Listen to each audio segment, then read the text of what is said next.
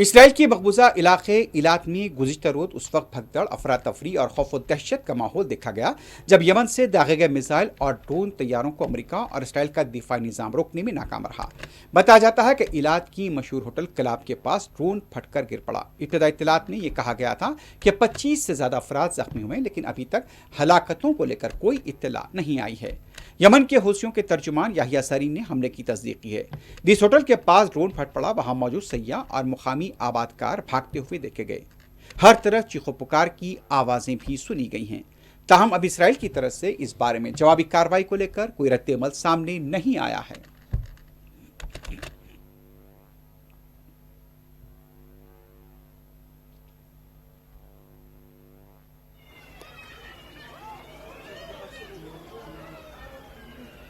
יואו, נודל. נפל על העץ. נפל על העץ? שם נפל בדיוק על העץ. וואי. יואו. ראיתי אותו, צילמתי בן זונה. וואו, מה הולך פה?